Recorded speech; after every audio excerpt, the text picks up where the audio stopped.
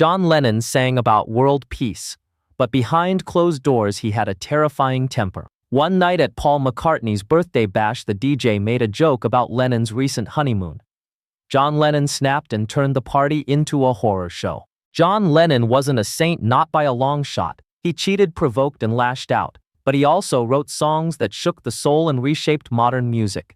He never stopped pushing boundaries. Yet even as he rocketed to fame, he couldn't outrun the chaos he carried inside. Love him or hate him, John Lennon never played it safe. And that's exactly why the world couldn't and still can't look away. Lennon didn't rebel just for the heck of it. He rebelled because the world had wounded him early and often. When he was born on October 9, 1940 in Liverpool, during a brief pause in the ongoing German air raids, his father Alfred was nowhere to be found. A merchant sailor, Alfred spent most of his time at sea, while Lennon's mother Julia struggled to raise her son alone. But that was just the beginning of a family scandal that would shake Lennon's world to its core. When John Lennon was just 4, his life veered straight into soap opera territory. His father vanished without a trace, going AWOL from the Navy. And if that wasn't dramatic enough, the money he'd been sending the family suddenly dried up too.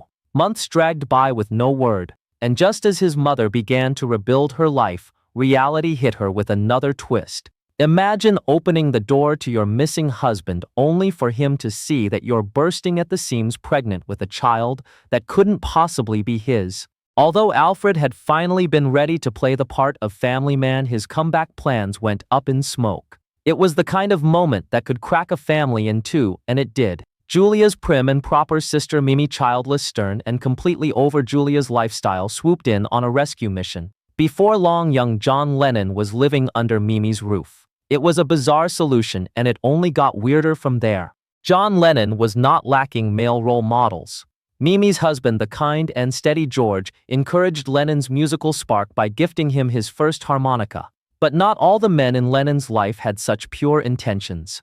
When Lennon was 5, his father popped back up and offered to take the boy on a trip to Blackpool. Julia, who may have been flaky but not stupid, had a bad feeling about it. On the day of the trip, Julia and her new man were on the case. The pair tailed John and Alfred only to discover they weren't heading to Blackpool at all. Alfred was planning to snatch the boy and haul him off to New Zealand. When Julia confronted the pair, she absolutely lost it. As young John Lennon stood there likely trembling, Alfred backed off and life returned to normal. For now. It's hard to imagine how bewildered Lennon must have felt. His mother didn't raise him, but she did drop by Mimi's for visits. When she came around, it wasn't lullabies and bedtime stories. Instead, she spun Elvis records, cracked jokes, and taught Lennon how to play the banjo. She was a whirlwind of chaos, charm, and charisma, more a pal than a parent. Later in life, John Lennon would make a jaw-dropping confession about his feelings during this era. To say that John's relationship with his mother was complicated is like saying the Beatles were kind of popular. Try abandonment, lust, and a healthy dose of emotional turmoil. In a jaw-dropping 1979 interview, Lennon confessed that when he was 14, he felt physically attracted to Julia. Yes, you heard that right. Teenage hormones plus unresolved maternal issues equals one deeply uncomfortable revelation. In that same 1979 interview, Lennon took things to a whole new level of stomach churning. He recalled lying in bed next to Julia and accidentally brushing up against her. Instead of recoiling in horror, he admitted, "I was wondering if I should do anything else." Presumably she would have allowed it. Yikes. And just when you thought it couldn't get any messier, his story barrels into tragedy.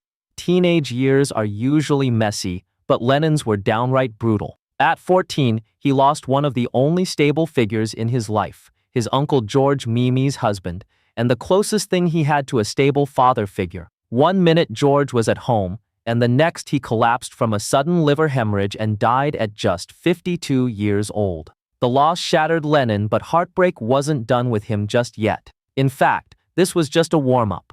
Like any rebellious teenager with a secret passion, Lennon had to get a little sneaky. Luckily, his accomplice was his own mother. At 15, she bought him his first guitar, but had it delivered to her house so Aunt Mimi wouldn't flip out. Practical to a fault, she said, "The guitar is all very well, John, but you'll never make a living out of it." We're all laughing now, but at the time her jab added a whole new layer of splinters to the chip already weighing down on his shoulders. Every teen clashes with authority, But other than Mimi, John Lennon's life didn't have too many obstacles. In 1957, things were actually looking up. He was going to Liverpool College of Arts, had started a band called the Quarrymen, and even scored a girlfriend, fellow student Cynthia Powell. But just as the pieces of his life were starting to fall into place, fate came along to complicate things again.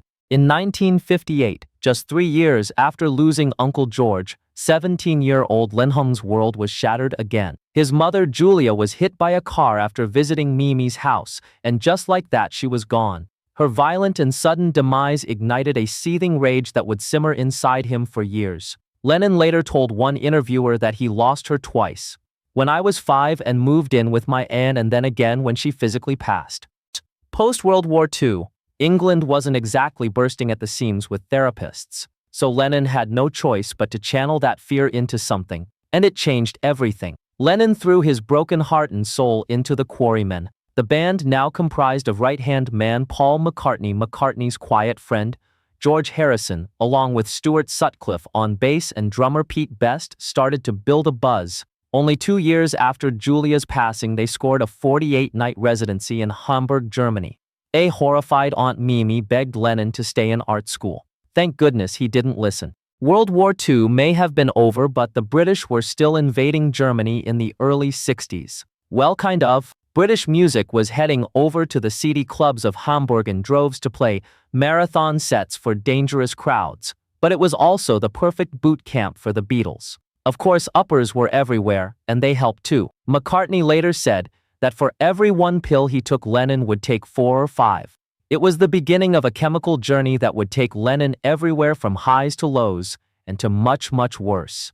John Lennon had a temper, and when it flared it could be terrifying. While dating Cynthia Powell, he completely lost it after seeing his bandmate Stuart Sutcliffe with his James Dean looks dancing with her. Lennon didn't just fume. He lashed out, hitting Powell so hard that her head slammed against the wall. But what makes it even more disturbing, the root of his jealousy may have had a lot more to do with Sutcliffe. Around this time, Lennon's close friendship with bandmate Sutcliffe began to raise eyebrows. In public, Lennon tormented Sutcliffe, often mocking him, embarrassing him, and pushing his buttons. But behind closed doors, that's where things got strange. Though Lennon publicly tormented Sutcliffe, their private dynamic was something else entirely. When Stuart was bedridden, he would write Lennon emotional 30-page letters. Some people, including Sutcliffe's sister, believe they were more than friends. She once said, "I have known in my heart for years that Stuart and John had an intimate relationship." Maybe Lennon's rage wasn't about love triangles. Perhaps it was triggered by the thought of losing the one person who understood him. Unfortunately, that's exactly what happened. One night in May 1961, on the streets of Hamburg, Lennon lost control in the most horrifying way possible. According to Sutcliffe's sister Pauline, the two friends got into a heated argument about Sutcliffe's plan to leave the band and return to art school. Lennon snapped, punching Sutcliffe and booting him in the head like a man possessed. Lennon looked down at what he'd done, turned on his heel, and ran. On April 10, 1962, about a year after Lennon's violent outburst, Stuart Sutcliffe collapsed and passed out from a sudden brain hemorrhage. According to his sister Pauline, it wasn't a mystery. She believed that Lennon's brutal kicks to the head were the cause.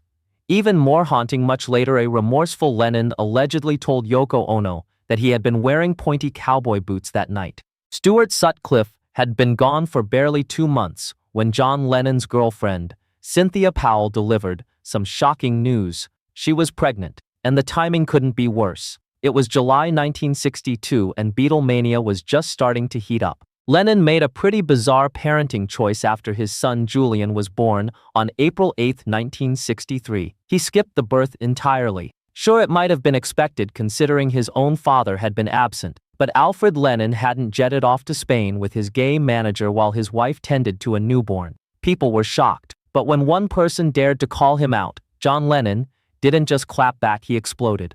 By 1965, Lennon was technically living the dream, but it felt more like a nightmare. He'd packed on some extra pounds, felt creatively stuck, and was fed up with Beatles concerts that sounded more like screaming contests than music. Then came the night it all changed. At a dinner party hosted by George Harrison's dentist, who secretly spiked the coffee with illegal substances. Lennon and Harrison had no idea what was coming. But that trip cracked their world wide open and sent the Beatles' music hurtling in a wild new direction. Lennon and Harrison's first trip changed everything, so much so they could barely relate to McCartney and Starr afterwards.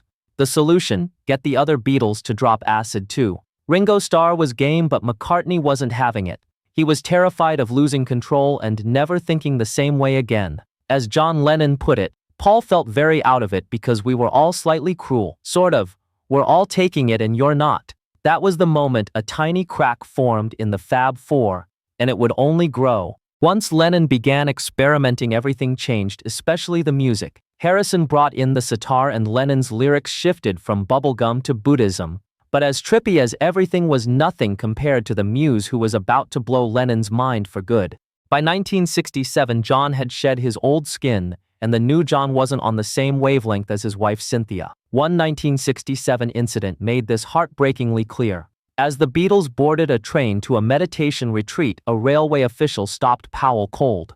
Lennon didn't notice. The train pulled away, leaving her standing on the platform alone.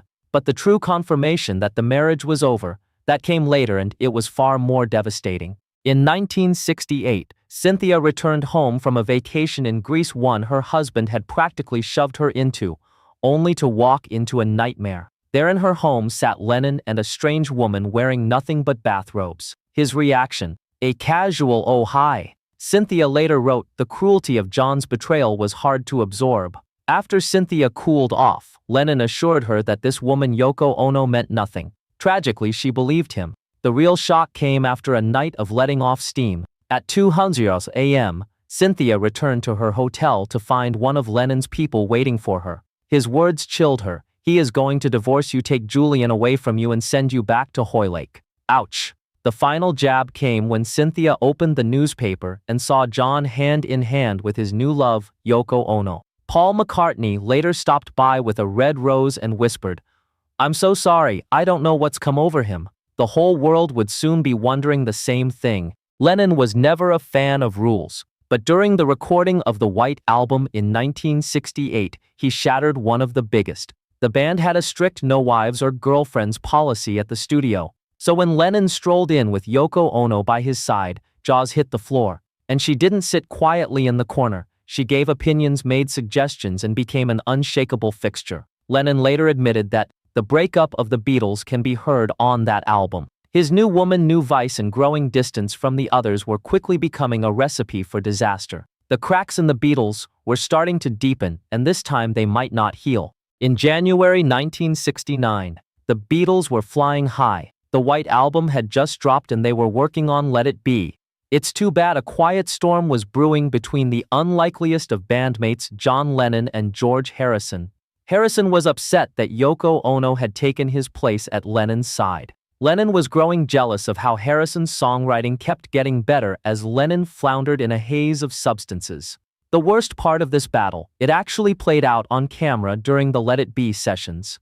The vibe between Harrison and Lennon turned downright nasty. Some even claimed that it got physical. Just out of frame, Harrison, who later admitted it was a very stressful time, had had enough. He thought, "I'm not doing this anymore," and walked out. Lennon talked tough, wanting to quickly replace Harrison with Eric Clapton. But after 10 tense days, the band asked Harrison back. By March 1969, John Lennon and Yoko Ono weren't just feeding off each other's creativity, they were devouring it. Knowing their wedding would cause a media frenzy, they turned the circus into a statement. For their honeymoon, they staged a bed-in for peace, holding court from 9:00 a.m. to 9:00 p.m. each day for a week at the Amsterdam Hilton. The world had never seen anything like it. Lennon called it a commercial for peace on the front page of the papers, and the headlines were massive. But not everyone was cheering. Lennon and Ono's whirlwind of projects, films, protests, performance art was pulling Lennon further from the Beatles. The band that once got all of Lennon's energy was now left scavenging for scraps. The peace was public, but the tension behind the scenes was ready to blow. The Abbey Road sessions started in April 1969. But when tensions started to bubble, Lennon hit the road literally. Hoping for a break, he packed Yoko Ono, her daughter, and Julian into the car for a road trip to the Scottish Highlands. One problem: Lennon was an awful driver with terrible eyesight. On July 1, 1969, he crashed the car, leaving Ono with a back injury and sending the rest of them off for stitches. Julian escaped unharmed, but the same couldn't be said for the Beatles' momentum. Lennon had his reasons for getting into the really hard stuff, but one of the most jaw-dropping. He claimed it was a way to rebel against the other Beatles for not accepting Yoko Ono as his equal. The others were already tiptoeing around Lennon's volcanic moods. But after his car crash, things got much worse. To top it all off, Lennon had a king-sized bed delivered to the studio so Yoko Ono could literally lie there and supervise their sessions. The tensions were off the charts. It's no wonder Abbey Road was the last album the Beatles ever recorded together. The band broke up in April 1970.